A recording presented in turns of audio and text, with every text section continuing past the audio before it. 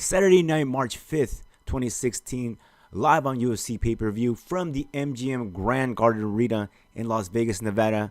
The notorious one, Conor McGregor, faces Nate Diaz in a welterweight bout in 3 5-minute rounds. No, it's not a title fight, but this is a special catchweight fight where the 145-pound champion, Conor McGregor, who was planning on moving up to 155 and face the champion there, Rafael dos Anjos, for his title, will now move up 2 more weight classes, 170 pounds, to face Nate Diaz at a catchweight.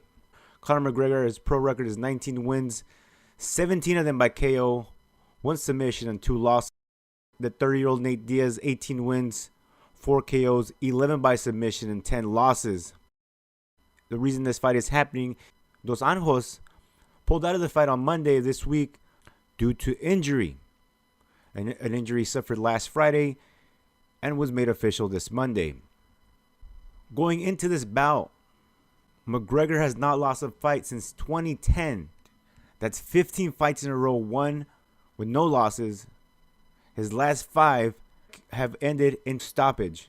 His last fight was on December 12th versus Jose Aldo, where he won his 145-pound title. Nate Diaz is a different story. Diaz has been fighting for a very long time. Diaz has been fighting since 2004, fights on short notice, fighting everyone and bringing the pain to everyone in the octagon. He has 3 losses and 2 wins in his last 5 fights. Last time in the octagon, December 19th versus Michael Johnson, he won a 3-round unanimous decision. After the bout, he called out Conor McGregor, and now the fight's happening. What excites a lot of fans, well, almost as much as the fight, will be the media press conferences and the teleconferences. Both guys love to talk. They love to batter their opponents. They like to speak down on their opponents. And it will be very interesting to see how both of these guys will match each other on the mic. I believe if Conor McGregor says something slick to Nate Diaz, Nate Diaz will either spit on him or punch him straight in the mouth. Nate Diaz is the type of psychopath, if you tell him something negative about his family, like Conor McGregor likes to do, Nate Diaz will find out where your hotel room is, knock on your door at 3 a.m. in the morning, and make you throw hands with him. The UFC will have to implement something or someone, a group of people, security guards, to separate these guys at their conferences, because if something does happen, one of them gets injured in these conferences in a scuffle, and the fight goes off, the UFC will lose a lot of money. And now the fight itself, it's very interesting that these guys are fighting at 170 pounds. Nate Diaz is 6 feet tall, according to his stats. There's no way he's going to make 155 in 2 weeks. Well, actually, it's not 2 weeks. It's 10 days away. 10 days to make 155. He would just be drained and be a skeleton in the ring.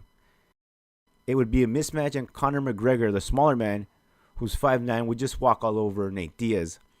So catchweight of 170. Conor's camp says that Conor walks around at 177. And a lot of his fans say, hey, it's going to be a cakewalk for McGregor because he only has to lose 7 pounds. But I ask you this, will he have that power at 170? The same power that he has at 145? Or maybe even the same power that he would have at 155? And the answer is no. That's why there's weight classes. That's why these guys train themselves to get an advantage against smaller guys. And Nate Diaz is not a small guy, 6 feet tall. He probably walks around 190, the low or mid 190s. He's a slim guy. He stays fit. Losing those 20 pounds in 2 weeks might not be that hard, because I've seen Brandon Rios lose that much, if not even more, overnight. And now for the fight itself. According to Ariel Helwani, this fight will be 3 5-minute rounds. Obviously, there will be no title on the line. Neither one of these guys, at least at this point in their career, like to go to the ground. They're very good at stuffing takedowns. We've seen Nate Diaz on his back. He can fight on his back. Not as much for Conor McGregor. In my opinion, if it stays standing, McGregor will have to use his incredible feet, his incredible kicks. There's no way he's going to have that reach advantage over the taller Diaz. Diaz has to circle Conor McGregor, punch down, and stay away from the smaller man. Conor McGregor has to work on the inside, close to Diaz. so Nate cannot use that reach, his arm reach, to his advantage. He's gonna have to live inside of Nate Diaz's chest the majority of this fight to be effective. Both men have really good boxing skills. If I remember correctly, both Nate and Nick Diaz were training in Oakland under Virgil Hunter and sparring Andre Ward. Conor McGregor, we've seen, can box with the best of them. We're still not sure about Conor McGregor's stamina, but we do know about Nate Diaz's stamina. He goes his distance in a lot of his fights. Benson Henderson, even though he lost it 5 rounds. Rafael Dos Anjos, 3 rounds. In my opinion, the sudden move to 170 is a horrible decision by the Conor McGregor camp and by the Conor McGregor team. Yes, we all understand he's very popular, and he's backed up everything he said at press conferences and teleconference calls in the octagon by hurting all of his opponents. But in my opinion, it's a really bad move, jumping 3 weight classes and going after a guy, even though he's not in his prime, who's bigger than you, can punch as good as you, whose takedowns and submissions are better than yours.